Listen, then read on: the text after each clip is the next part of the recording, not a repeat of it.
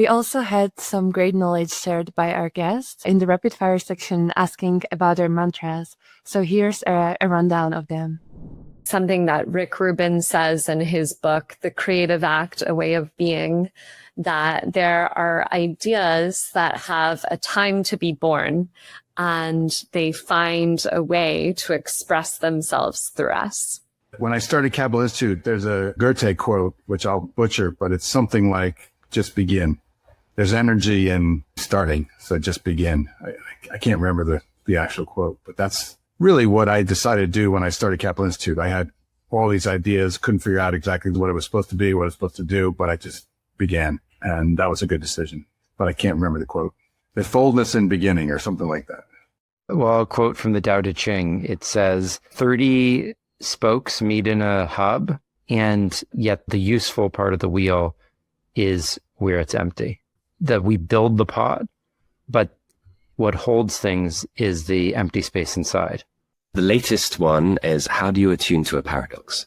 So it's just a question to think about and ask others. It's a great one for parties. So many quotes that inspire me. I think it's, you're playing small doesn't serve the world. And it goes back to what I was saying earlier. And I wish I could remember where it comes from. I've got another one that might be more interesting, which is, now, and I'm going to have to apologize if I don't get it word perfect, but never think a small group of committed people with a new idea can't change the world. It's the only thing that ever has. I think that's another really important message. And I think it's been used in Apple advertising in bits and pieces, but it's like, you have got the power to change the world. Everybody does. Yeah. We just got to do it. And, that is what, we got to do it. We've got to get off our bums. There is actually, so it's from Goethe and about commitment.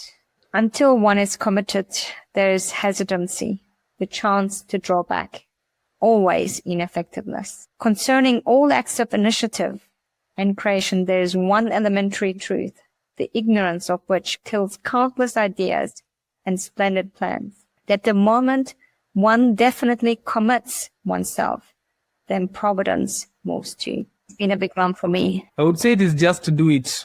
Just do it. I think one of the biggest challenges that I've seen is people are normally afraid of taking the first step and doing something that they really dream of. And just do it is one of the things that I would advise anyone. Take the first step and everything else will eventually fall into place. You can do good for the world and do well financially at the same time. It doesn't have to be one or the other. Do no harm.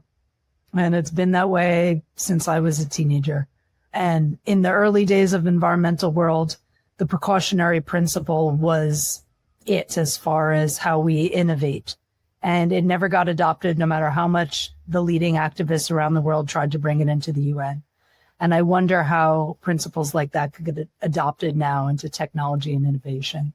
I'm not saying that technology and innovation shouldn't reach the market, but if we operated with the principle of do no harm, maybe it would take longer for certain technologies to enter the market so that they could be more socially and environmentally responsible in their approach. And I would be quite okay with that. What comes to mind for me now is a quote by Lean Gorison: the nature of the future of innovation and innovation of the future of nature are interconnected.